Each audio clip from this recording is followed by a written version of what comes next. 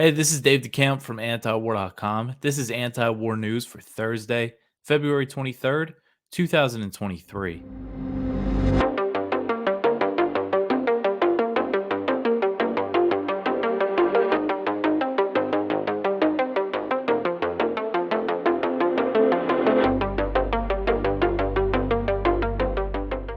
All right, the first story at the top of antiwar.com today. The UN Security Council holds a meeting on the Nord Stream sabotage.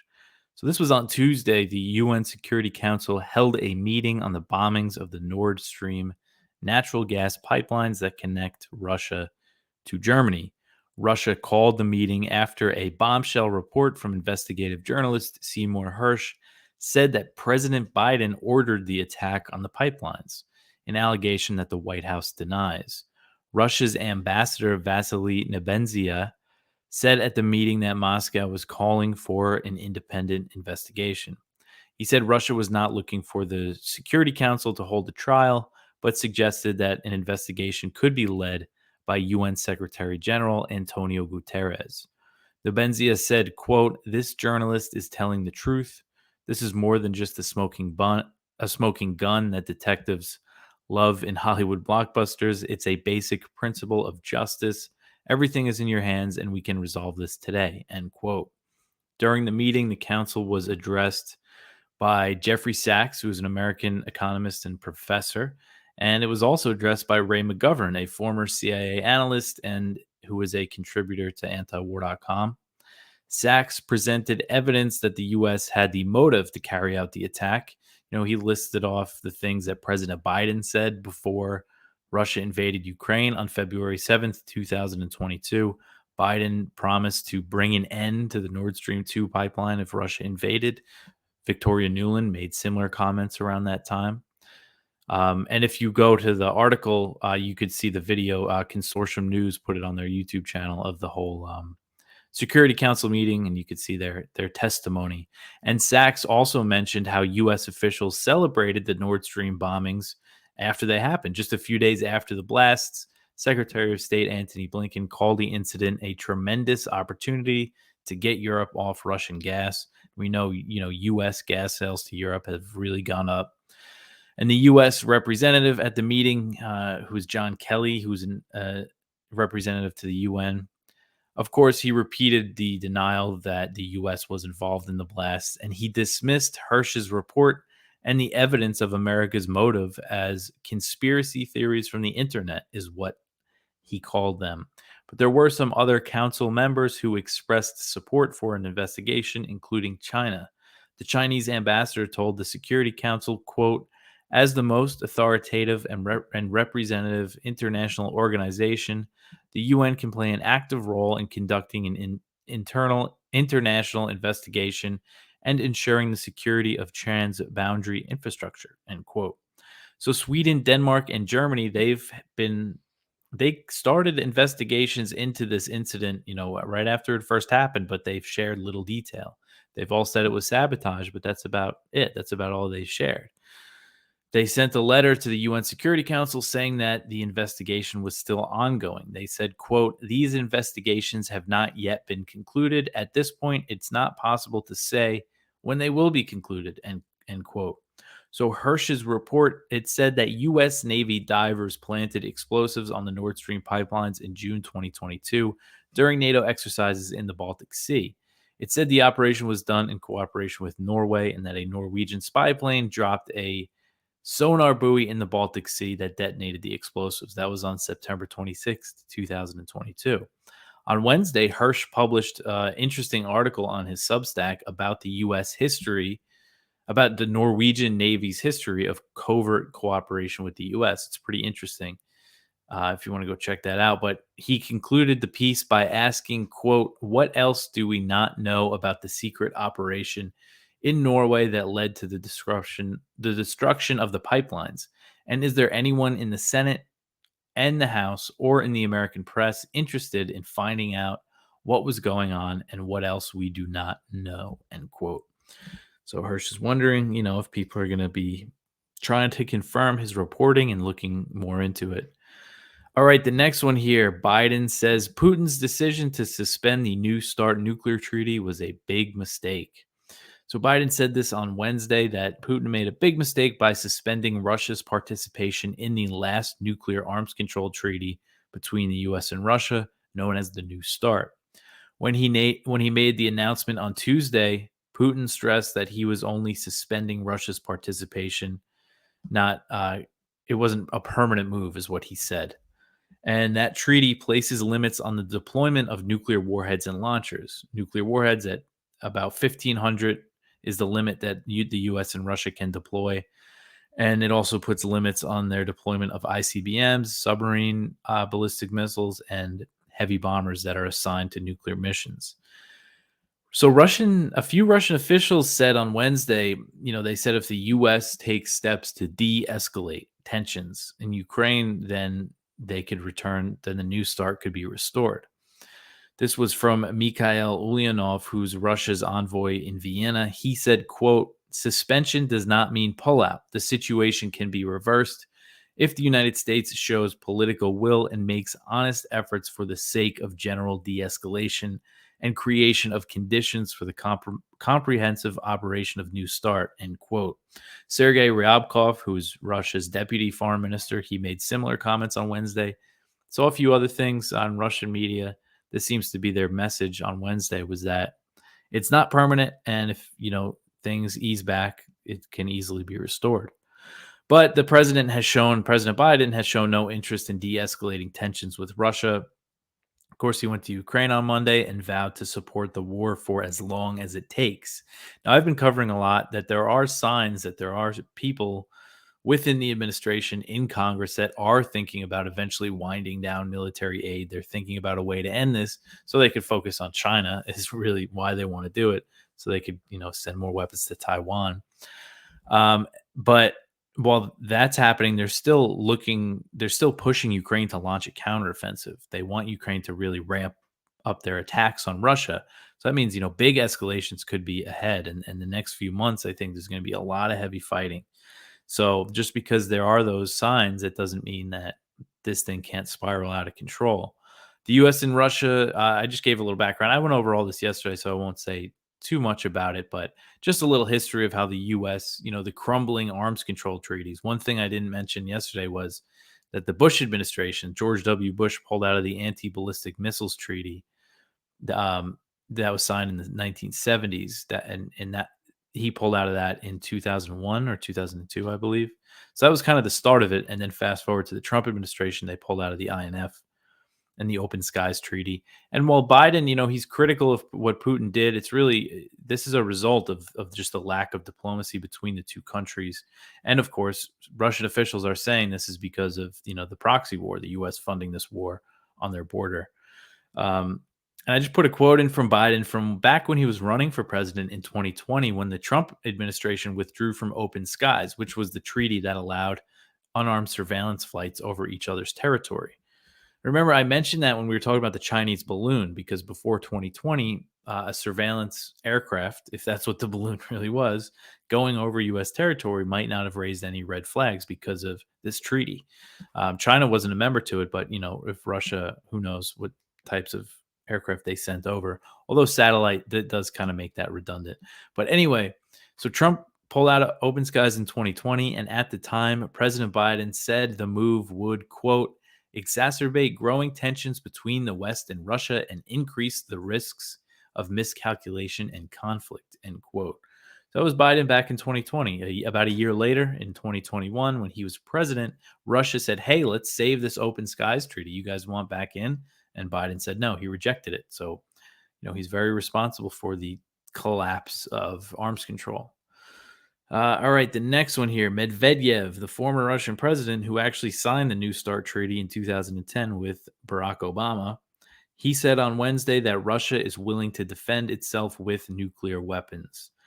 Medvedev wrote on Telegram, quote, it is obvious to all the powers that be that if the U.S. wants to defeat Russia, we are heading for a conflict on a global scale. If the U.S. wants to defeat Russia, we have the right to defend ourselves with any weapon, including of the nuclear kind, end quote. So Medvedev, he currently serves as the deputy of the Russian Security Council, so he's still, in the Russian government. He's made similar comments throughout the war, but this does come right after Putin announced that he was suspending Russia's participation in New START. Medvedev said that Putin's move was long overdue due to the U.S. hostility toward Russia. And in Putin's speech, he said that the U.S. and its allies want to turn the war in Ukraine into a global confrontation. He said this is an existential threat to Russia, and Russia's military doctrine allows the use of nuclear weapons if the existence of the Russian state is threatened. And so it's pretty concerning to see these comments from Russian officials, yet Biden actually kind of downplayed the risk of nuclear war when he was discussing the New START on Wednesday. He said, quote, "It's a big mistake to do that, not very responsible, but I don't read into that he's thinking of using nuclear weapons or anything like that," end quote. But it's just strange because not that long ago, back in October, just a few months back, Biden acknowledged that the risk of nuclear Armageddon was higher now than at any time since the 1962 Cuban Missile Crisis. And other people have said that it's higher now than ever before, than ever uh, anytime during the Cold War. But since Biden said that, it's not like he took that warning seriously, his own warning, because since then the U.S. has just escalated its involvement in the war, making a direct war between the U.S. and Russia more likely, making nuclear war more likely. All right, the next one here. Biden vows to defend literally every inch of NATO. So he met with leaders of the Bucharest 9 countries in Warsaw, Poland on Wednesday. That's where he went after visiting Ukraine. And Biden vowed to defend literally every inch of NATO territory, calling Article 5 of the alliance's treaty that outlines mutual defense sacred. Biden said, quote, "The commitment of the United States to NATO, and I've said it to you many times, I'll say it again, is absolutely clear. Article 5 is a sacred commitment the United States has made. We will defend literally every inch of NATO, end quote. So the Bucharest 9, the countries are Hungary, the Czech Republic, Estonia, Latvia, Lithuania, Poland, Romania, Slovakia, and Bulgaria.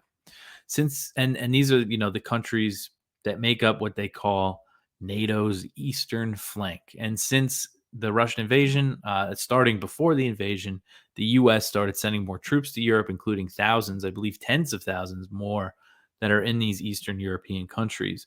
If you're watching, there's a map here that NATO put out in June 2022 of NATO forces in these countries, and I don't think they've changed much since then. It's a few thousand in most countries. For example, Estonia, there's 2,200 allied troops. It says the host nation, they only have 10,500 troops in their military. And I guess that means active duty. I'm sure they have more reserve forces than that.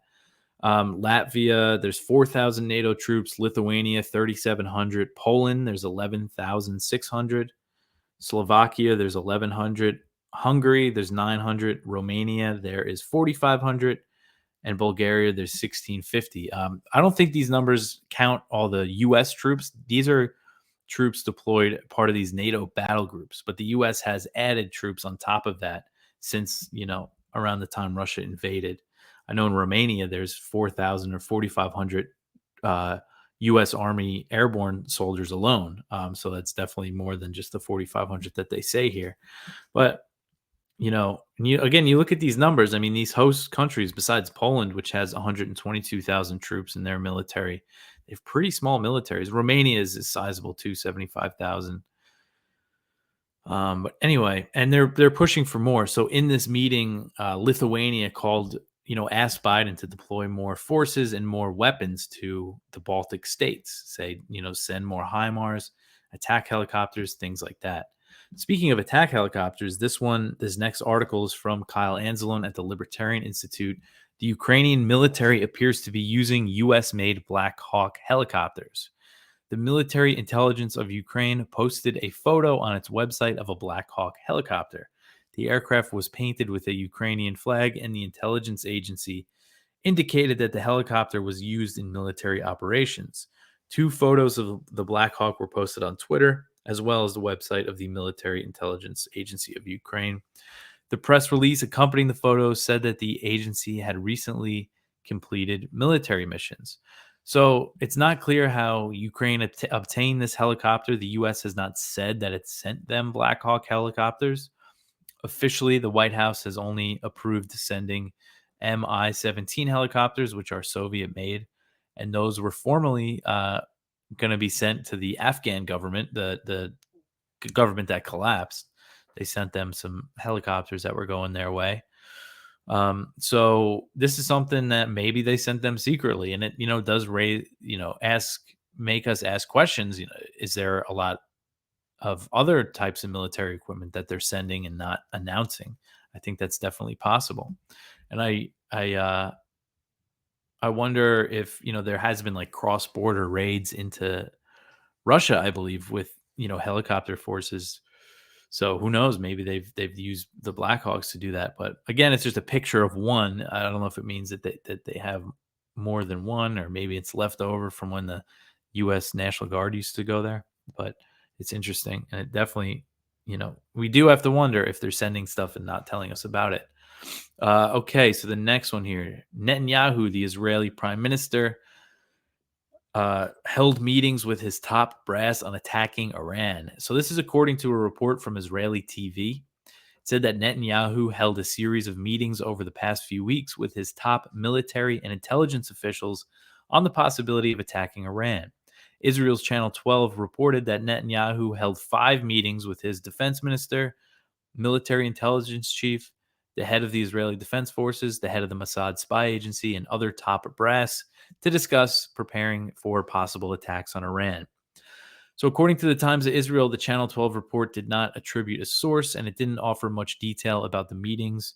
The Times said that it might have been designed to show how serious Israeli threats are against Iran. And when it comes to Israeli TV, I believe they have to go through a Israeli military censor. They could. So it usually means that it is a message the military is trying to send. And Israeli and U.S. officials are constantly threatening Iran over its nuclear program, even though the Pentagon did acknowledge recently that Iran is not trying to build a nuclear weapon. The Channel 12 report said that the result of Netanyahu's meeting was that the officials decided Israel would act alone against Iran if the U.S. did not do something, or if any other countries didn't take action against Iran. And this is something Israeli officials said publicly. So, the report kind of aligns with public comments from Israeli officials. On Tuesday, Eli Cohen, who's the Israeli prime minister, he said, quote, "If the United States does not establish a credible military threat immediately, either Israel will attack or Iran will have a nuclear weapon, which we will not allow under any circumstance," end quote. Again, there's no sign right now that Iran's trying to make a nuclear weapon. But, that is just a blatant threat that he's making, and Israeli officials do that pretty frequently. Netanyahu made similar comments on the same day. He said, quote, "The only thing that has credibly stopped rogue nations from developing nuclear weapons is a credible military threat or a credible military action. You can couple that with crippling economic sanctions, but that's not a sufficient condition. A necessary condition and an often sufficient condition is credible military action," end quote. So the Channel 12 report and the hawkish comments from Netanyahu and Cohen, they came after the U.S. ambassador to Israel, Tom Nides, said that Israel can do whatever they need against Iran and that the U.S. has got their back. So basically signing off on whatever Israel wants to do against Iran. It's not clear if Israel's really capable of launching a conventional attack against Iranian nuclear facilities without the U.S. So, a lot of these threats could be empty threats, but still, the rhetoric is really heating up. Again, they always make threatening comments like this, but Netanyahu's not just saying a credible military threat, he's saying credible military action. So, it's always a chance that things can really pop off over there between Israel and Iran. All right. The next one here, the U.S. launches its third airstrike in Somalia this month. So U.S. Africa Command announced that its forces launched an airstrike against al-Shabaab in Somalia on Tuesday, marking the third known U.S. strike in the country this month and the sixth of the year. So they continue to launch these airstrikes at this pace, ramping up, this air war that nobody knows about. AFRICOM said the strike was launched at the request of the Mogadishu-based government. They said their typical thing. It targeted al-Shabaab fighters who were about 316 miles northeast of Mogadishu. So in central Somalia, that's where most of the fighting has been going on between the government and al-Shabaab.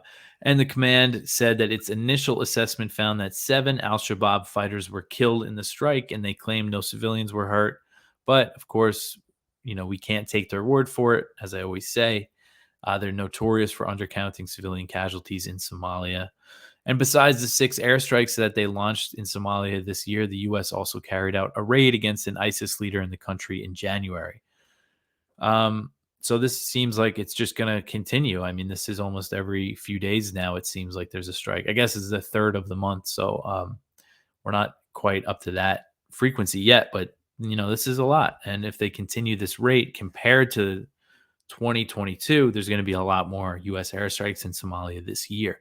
There were only 15 in 2022, and even that represented a 30% increase from 2021. So 15 in 2022, 6 already in January and February of 2023. Okay, so the next one. President Xi to visit Moscow as China and Russia draw closer together. So Putin said on Wednesday that Chinese President Xi Jinping will be visiting Moscow soon as China and Russia continue to draw closer together in the face of similar Western pressure. Putin made the announcement while hosting China's top diplomat, Wang Yi, in Moscow. Putin said, quote, "We await a visit of the President of the People's Republic of China to Russia. We have agreed to this. Everything is progressing, developing. We are reaching new frontiers," end quote. Wang said China and Russia have reached new levels of cooperation. They expect trade between the two nations to reach $200 billion per year by 2024, up from $185 billion in 2022. Wang expressed favor for a multipolar world and said China and Russia together have withstood pressure from other countries. Wang said, quote, "Together we support multipolarity and the democratization in international relations. This fully meets the course of time and history. It also meets the interests of the majority of countries," end quote. So, that's something that they talk about a lot, this multipolar world that is emerging. And, the U.S. is really doing it to themselves by targeting both Russia and China with sanctions. Russia more so, obviously, when it comes to the sanctions. But China, they've been imposing some pretty harsh sanctions on them, considering the trade relationship between the U.S. and China. It's getting pretty serious.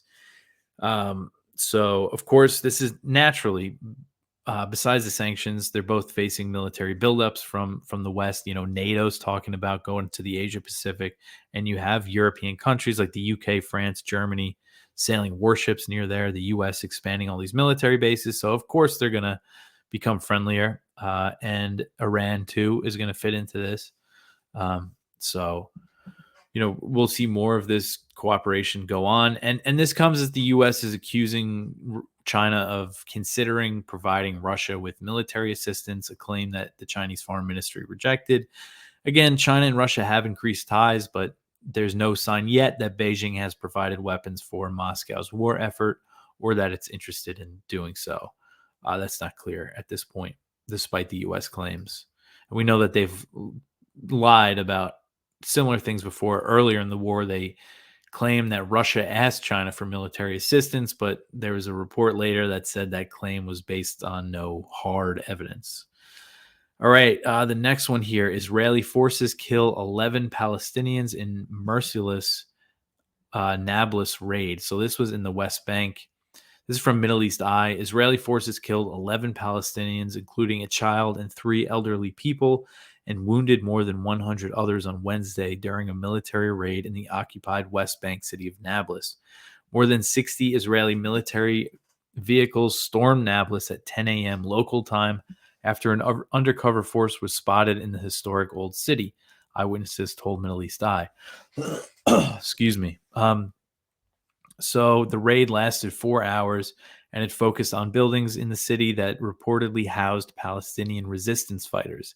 Israeli forces besieged the house and fired missiles at the building, while Israeli snipers were seen stationed in the surrounding area. A military helicopter was also spotted flying over the city. So the Israeli military confirmed that they conducted the operation, and they said that they were targeting 3 people for allegedly planning and carrying out attacks against Israeli targets. The Lion's Den, which is an armed Palestinian resistance group, said in a statement on Telegram that its fighters engaged in Israeli forces in armed clashes. According to the Palestinian Health Ministry, 10 people were killed in the raid. The Lion's Den said that 6 of them were fighters, so then 4 were not fighters. That was probably the child and the elderly people that were killed. So a lot more violence in the West Bank. Again, I mean, I forget exactly how many people were killed on that other raid that took place a few weeks ago, but I think it was a similar number, and that was the deadliest raid in years. And then here we have another very similar one. All right, the next one here. This is from Zero Hedge. And it is about how MSNBC blatantly lied about the anti-war rally that was held in Washington, D.C. Rachel Maddow had this segment about it, calling it, a pro-Russia rally, making all these claims, saying that, white supremacist groups were there and the Proud Boys were there. Just lies about the group, acting like they were part of the organization. I saw online some like Nazi guy showed up with a Soviet Union flag saying he was a communist now or something. And you always get weirdos like that showing up at events like this, but it was just completely mischaracterized by her. She didn't mention anything really about the speakers, just made an offhanded comment about Tulsi Gabbard, about how she's guest hosted for Tucker before. So I think maybe almost that's a good sign that MSNBC had to trash the event. Maybe they did see this new coalition that could be emerging as a threat, which is good. And again, I think it's only the beginning. This event that was held, hopefully more are coming down the pipe, and we're definitely going to be involved at antiwar.com. All right, that's it for the news. Go check out our viewpoints. We have one from Ray McGovern, who did just testify at the UN Security Council about that. And he mentioned something interesting, how the Washington Post covered the Security Council meeting, and that was their first mentioning of the Seymour Hersh report that said, Biden ordered the bombing of the pipeline. So that's interesting. So go check that out. One from David Stockman: Biden goes all in on proxy war against Russia, about Biden's trip to Ukraine. One from Melissa Garriga: while we're laughing about a balloon, Biden paves path to war. One from Jeffrey Sachs: what Ukraine needs to learn from Afghanistan. That's over at the Taipei Times. And then the Spotlight from Connor Eccles over at Responsible Statecraft: how the Ukraine war helped the arms trade go boom. But that is it. That's everything for today. Also, if you go to our blog, or if you could just go to the Rage Against the War Machine website, and you could look at all the speeches from people there: Tulsi Gabbard, Ron Paul, Cynthia McKinney, Dennis Kucinich, Jimmy Dore, Scott Horton, Roger Waters, Ann Wright, Chris Hedges, Garland Nixon, David Swanson, Dan McAdams, Jill Stein, Max Blumenthal. The list goes on and on. Dan McKnight, Kim Iverson, Dan Cohen, Tara Reid, Gerald Salante, Anya Parampil, David Swanson. Oh, David's in there twice. Diane Sarr, Jackson Hinkle, Tatiana Moros, Jordan Page, Wyatt Reed, and Craig Pasta Jardula. All right. That's everything. You could always support us at antiwar.com/donate.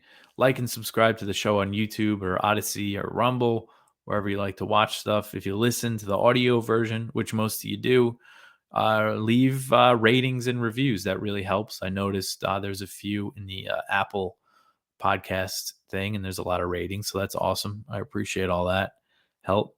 That's it for me for today. I'll be back tomorrow with some more news. Thanks for listening.